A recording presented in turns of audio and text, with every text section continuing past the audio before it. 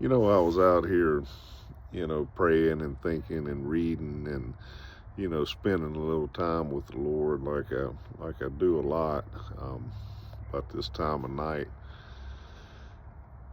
And, I was thinking about a few things uh, and got to reading the first chapter of the book of Deuteronomy. I've been kind of in and out of that past couple of days, and one thing I keep coming across, and it's something that's very understandable to me, but I guess very um, relatable to me.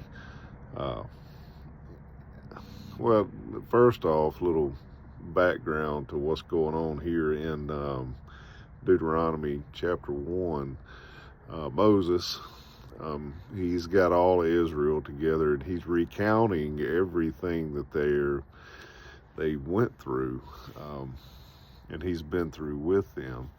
And but long story short, it take a while to kind of go through that piece by piece, verse by verse. But to get to the point, I think somewhere around verse 33, something like that. I can't remember exactly what verse it is. He recounts when the Lord told him. He said, "You're not gonna um, enter into the promised land either, the land of Canaan that He had promised to Abraham 400 to 500 years ahead of time. That they was all looking forward to.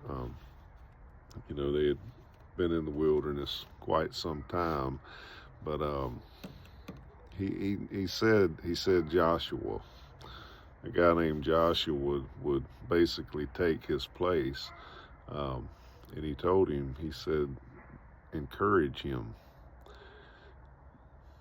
See, that's some strong words, because Moses, he had done all this work for the Lord, and his time was coming to a close, and he tells him to basically encourage his replacement. And Moses would have had definitely a lot of empathy for that, because there was times, many times, you could read the story, of the Exodus account and all, Numbers, Deuteronomy, and all, everything's got Moses in it. You can see how he really, really needed encouragement as a leader. And now the first thing God tells Moses whenever he has a leader that's going to take his place, he says to encourage him, you know. And it got me to thinking, people that are constantly in the charge of encouraging others in the good things of God. Um, far too often, the people who are doing the encouraging and the giving and the helping, they kind of run dry. They need encouragement. And it could be, honestly, from from experience, it could be just a short little few words that makes all the difference. Just a short conversation. Hey, how are you doing? Do you know how much that means to someone who hasn't, who has kind of run dry on encouragement? Oh, it means the world. It's like um, fuel, more fuel. You're running out of gas, and somebody comes along and says, "Hey, how you been? How are you doing?" Oh man, that means a lot. Um, Consider that. We're kind of migrating over to this consumer type Christianity stuff, and there's really no such thing as that. That's sort of a new age thing that people um, have come up with their on their own. You know, Jesus, he came to serve and not to be served.